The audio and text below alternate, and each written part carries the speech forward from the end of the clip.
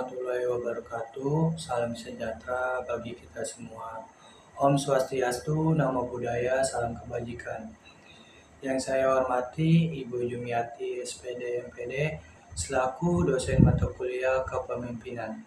Saya mewakili kelompok 7 ingin mempresentasikan PowerPoint yang telah dibuat oleh kelompok kami yang bertema Jenderal Sudirman. Sebelumnya, alasan kelompok kami memilih Jenderal Sudirman karena beliau merupakan satu tokoh pahlawan nasional yang inspiratif. Yang kedua, memiliki nilai patriotisme yang tinggi.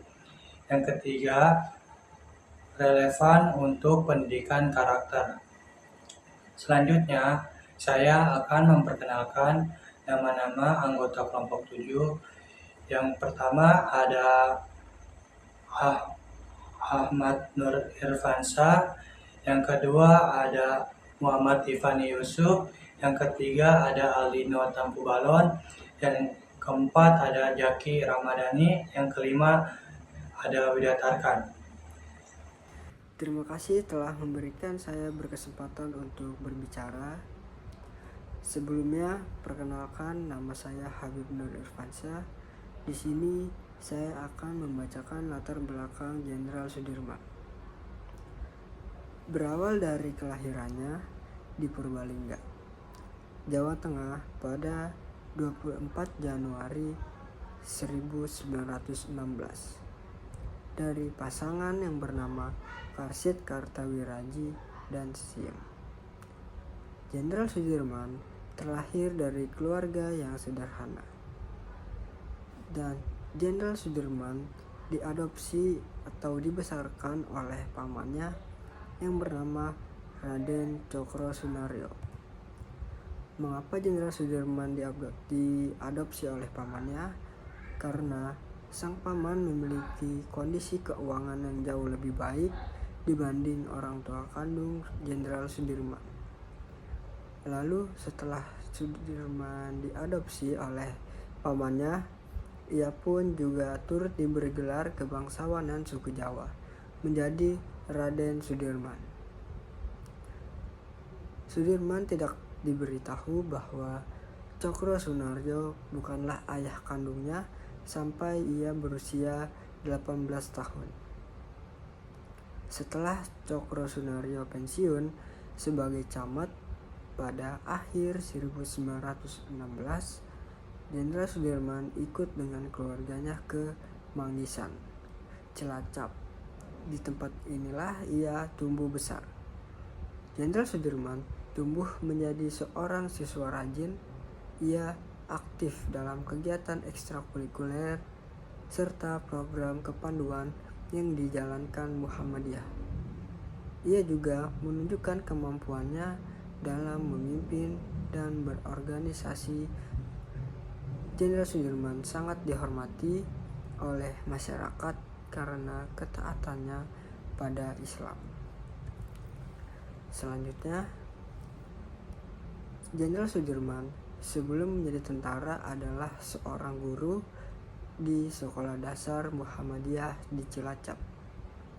Ia juga aktif dalam kegiatan kepanduan Muhammadiyah yaitu Hizbul Waton. Ia juga aktif dalam Muhammadiyah lainnya dan menjadi pemimpin kelompok pemuda Muhammadiyah pada tahun 1937. Setelah Jepang menduduki Hindia Belanda pada 1942, Sudirman disponsori Jepang menjabat sebagai komandan batalion di Banyumas. Selama menjabat, Sudirman bersama rekannya sesama prajurit melakukan pemberontakan hingga kemudian diasingkan ke daerah yang bernama Bogor. Baik, terima kasih. Itu adalah latar belakang dari seorang Jenderal Sudirman. Selanjutnya, rincian pendidikan dan aktivitas militer Jenderal Sudirman akan dibacakan oleh teman saya yang bernama Zaki. Terima kasih untuk Habib. Saya Zaki Ramadhani. Saya ingin menjelaskan perincian pendidikan Jenderal Sudirman.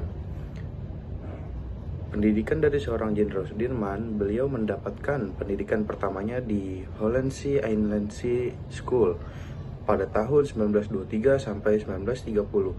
Setelah penyelesaian pendidikannya di HIS, Jenderal Sudirman berpindah ke sekolah keduanya, yaitu di Perguruan Parama Wiworo Tomo, dan menyelesaikan pada tahun 1935. Kemudian Jenderal Sudirman juga melanjutkan pendidikannya di HIK Muhammadiyah di Solo, namun tidak sampai tamat. Aktivitas militer Jenderal Sudirman. Jenderal Sudirman juga berhasil melucuti senjata tentara Jepang dalam jumlah yang sangat besar di Banyumas, Jawa Tengah.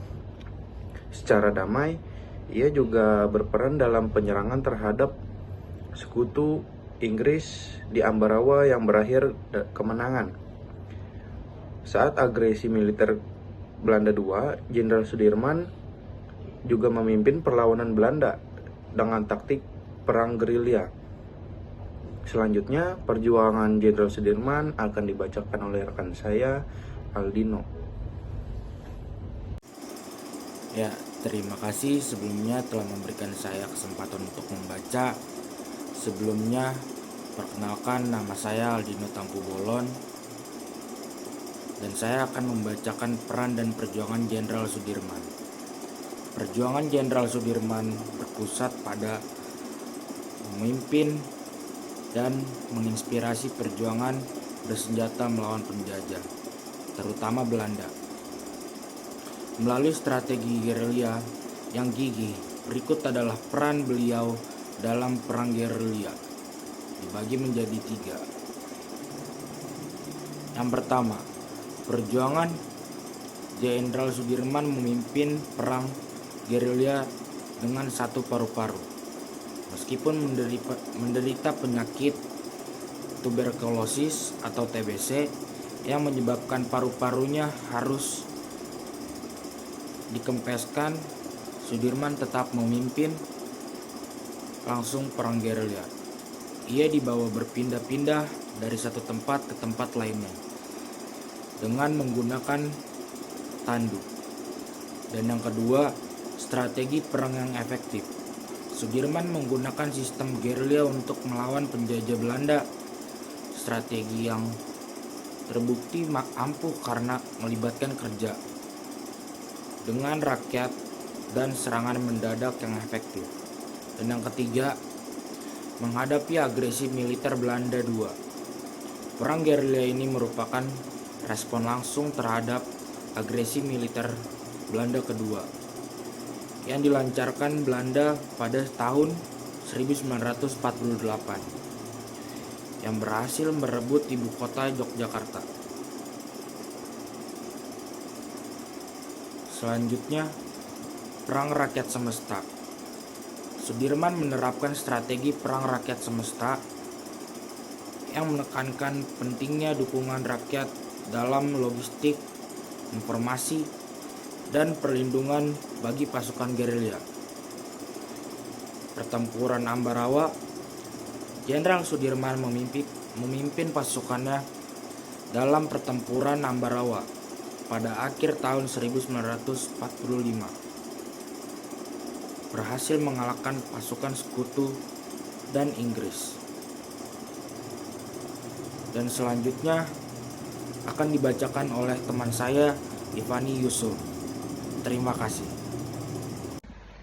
Assalamualaikum warahmatullahi wabarakatuh. Sebelumnya perkenalkan, nama saya Muhammad Ivani Yusuf, dan di sini saya akan membacakan akhir kehidupan dan warisan Jenderal Sudirman. Beliau wafat pada 29 Januari 1950 di Magelang. Dan beliau juga wafat pada usia yang ke-34 tahun akibat penyakit paru-paru yang dideritanya selama perjuangan. Dan beliau juga adalah seorang pahlawan nasional. Ia dianugerahi gelar pahlawan nasional pada tahun 1964 dan menjadi simbol perlawanan tanpa menyerah dan kepahlawanan yang perlu diteladani. Karakteristik dari Jenderal Sudirman yang pertama adalah kepemimpinan dan tanggung jawab. Ia adalah seorang pemimpin yang disegani dengan baik oleh kawan maupun lawan, menunjukkan kemampuan memimpin pasukan meskipun usianya masih muda. Yang kedua, rela berkorban. Ia rela mengorbankan kepentingan pribadi dan keluarga demi keutuhan serta kejayaan bangsa dan negara Indonesia. Dan yang ketiga, semangat pantang menyerah. Jenderal Sudirman dikenal dengan semangat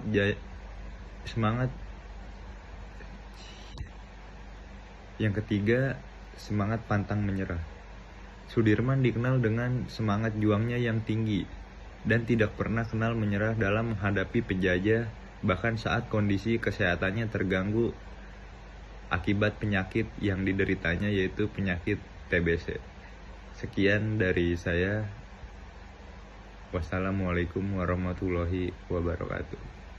Selanjutnya ada aspek-aspek yang menjadi simbol dan inspirasi yang akan dibacakan oleh saya sendiri, Widya Tarkan. Aspek-aspek yang menjadi simbol dan inspirasi. 1. Semangat pantang menyerah.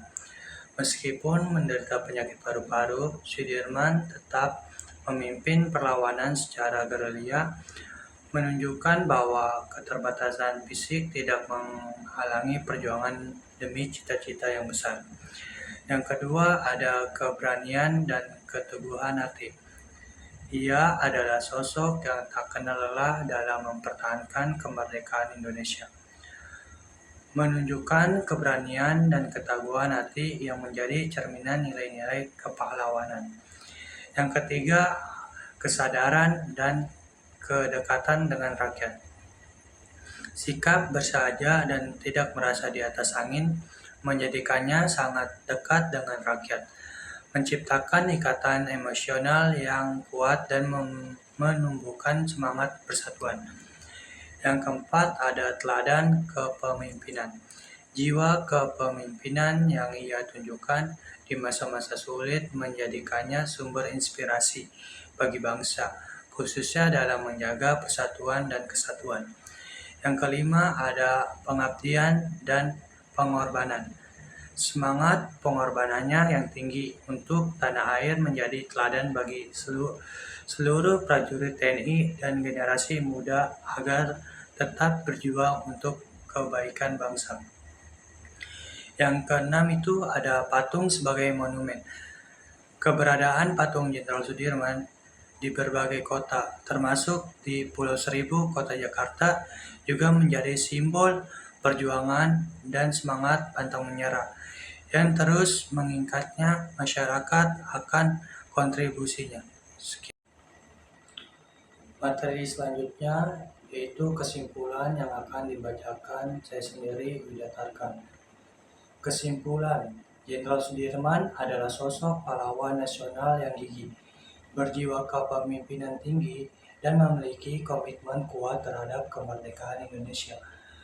Melalui latar belakang yang sederhana, dedikasi dalam dunia militer, serta perjuangannya yang luar biasa, bahkan saat sakit, ia menunjukkan bahwa kepemimpinan sejati lahir dari keberanian, kesetiaan, dan pengabdian tanpa pamrih kepada bangsa dan negara.